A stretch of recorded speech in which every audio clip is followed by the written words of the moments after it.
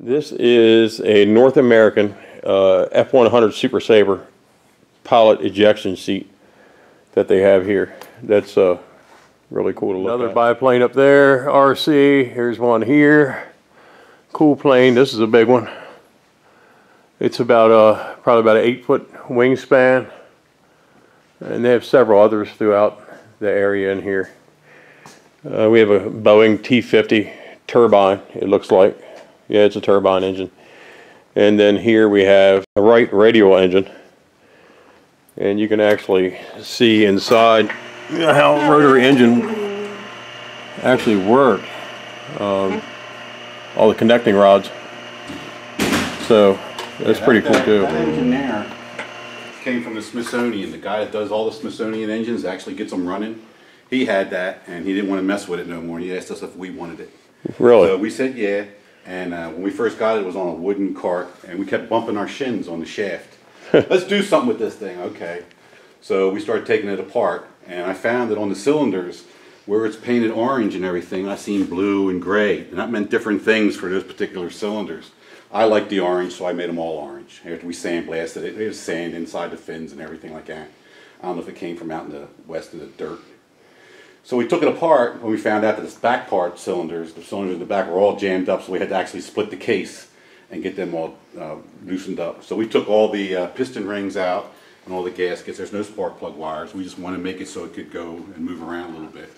And then we left one cylinder off and we put a light bulb in it so that everybody can see how the master crank, which is that guy down there, works with all these other cylinders and everything.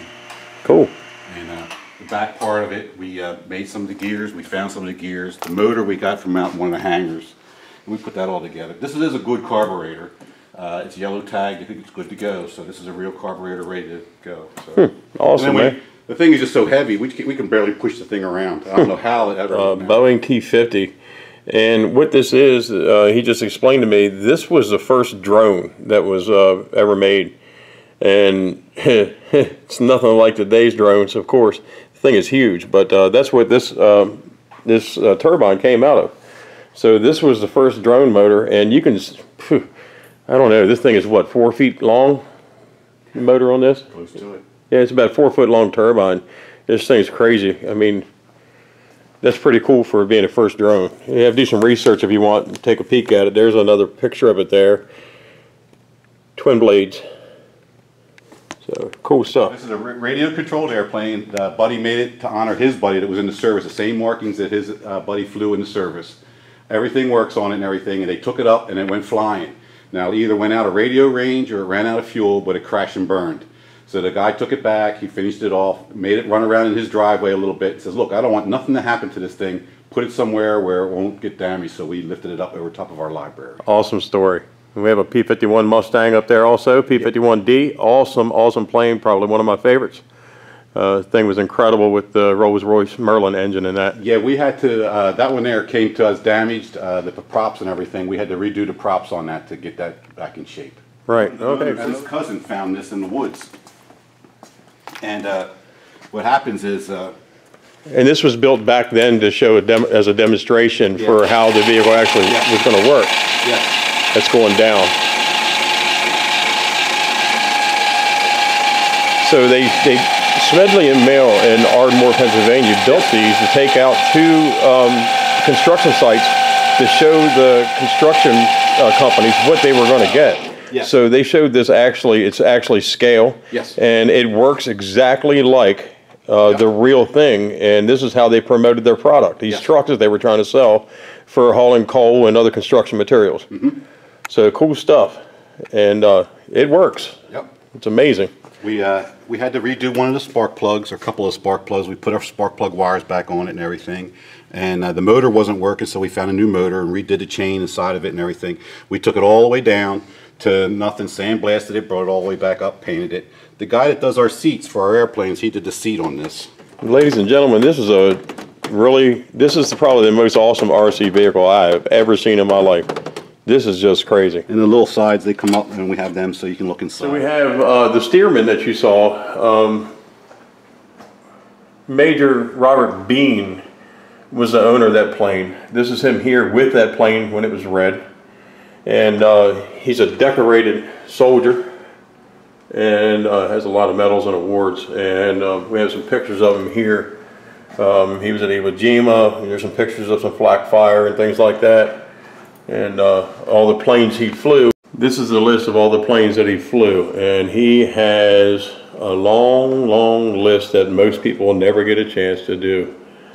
And it even has a record of his combat hours and his medals and all that stuff. So Major Robert S. Bean, U.S. Air Force, 1921, passed away in 2014. It looks like he was a very incredible guy. Hey, my name is Susan Anton. I'm from Boston, Mass. And this is Don, and he just took me up in his Stearman. All right, I have the X-Max with the Stearman here. Kind of gives you an idea. X-Max versus Stearman, wouldn't that be something?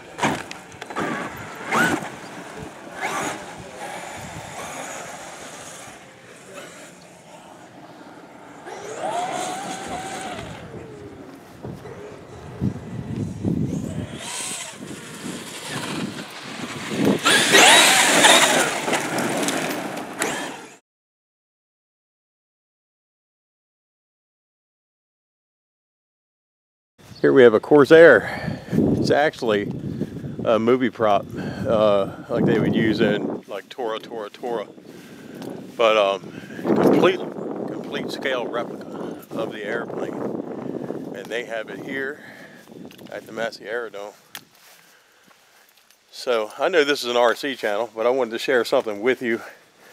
And even though I showed you a lot of real planes, I did show you some RC stuff too. So I hope everybody enjoyed. Leave in the comments, let me know what you think of the video, and I hope everybody did enjoy it.